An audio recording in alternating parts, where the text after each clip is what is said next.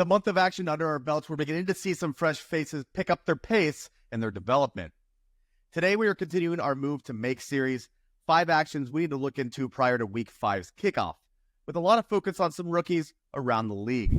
But before we dig in, head over to 4from4.com and use promo code YouTube to get yourself 25% off any subscription plan.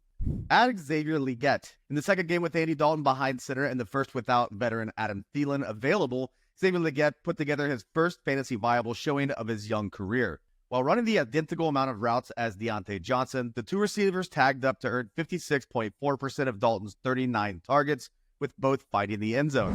The raw numbers for Legette's 6 for 66 and a touchdown stat line look good on their face, but his usage is even more encouraging. The rookie was used all over the formation, lining up out wide on 65.8% of his snaps, 34.2% out of the slot, and seeing 4 of his 9 targets coming 10 yards or deeper down the field.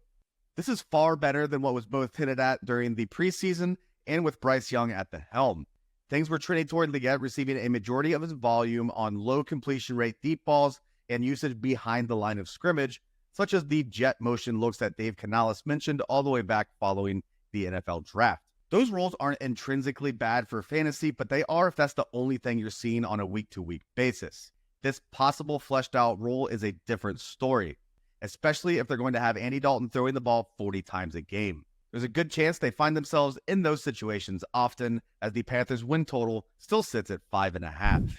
Sell Rachaad White. During a game in which the Tampa Bay Buccaneers ran away with an easy 33-16 win over the Philadelphia Eagles, a simple glance at the box score would tell us that Rachaad White had one of the most efficient performances over his last 2 seasons.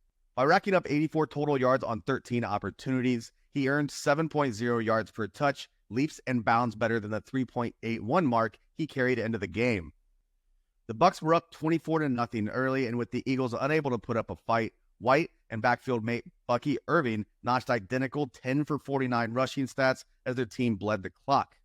And what was basically the best game script imaginable for running back fantasy production, it was Irving who scored the rushing touchdown between the two, with White failing to hit double-digit half PPR points for the 3rd game in a row. If you can find a manager in your league who wants the presumed RB1 on a team that has scored at least 33 points in 2 of 4 games, you should do what you can to pull the trigger on a deal. Not only is Irving creeping ever closer to a 50% snap rate, he's beginning to get more high-value touches by the week, including the aforementioned rushing touchdown. He racked up 4 touches from within the Eagles' 10-yard line to Rachaad White's 0. We can't know for certain if that will be the case every week, but if there's even close to that type of split, it essentially downgrades White from a volume-dependent RB3 to a desperation flex play. Add Tyler Allgeier. In what was a very kicker-friendly Younghoe Koo game in Week 4, the Falcons managed to score 26 points in a win over the division rival Saints without scoring a single offensive touchdown. This meant that both teams were running plays out of a neutral game script throughout the entirety of the afternoon, would make it interesting or concerning, depending on what side of the coin you're on, that Tyler Allgeier had more rushes than Bijan Robinson.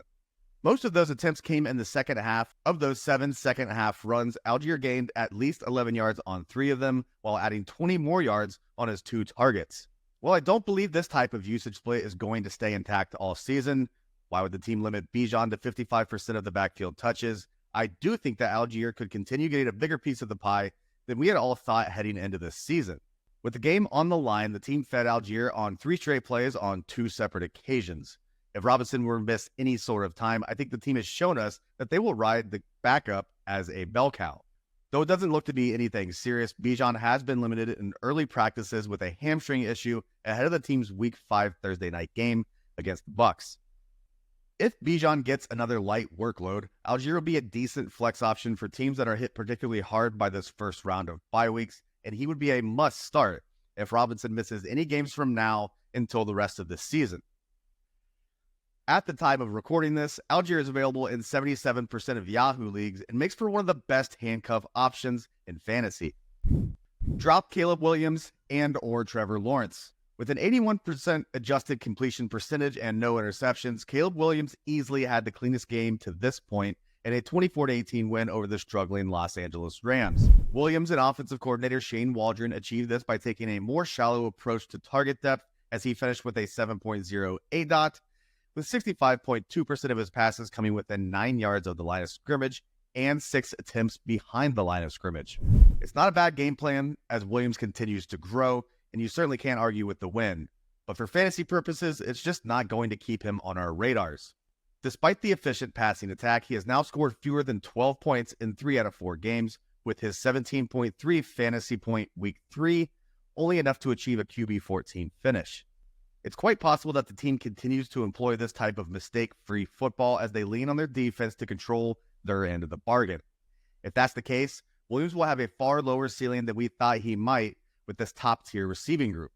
If you're carrying Williams as your second quarterback, he is fine to drop, and we can look into him after the Week 7 bye when they begin the second half of the season against the Washington Commanders secondary.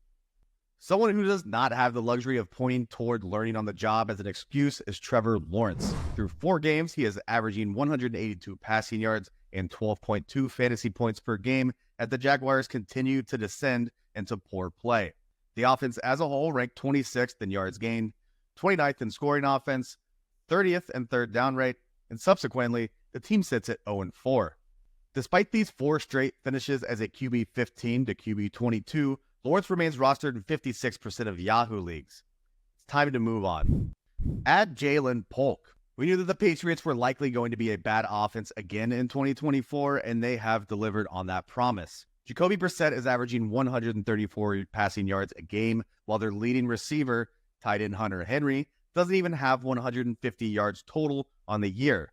Things could be shifting ever so slightly in a more positive direction.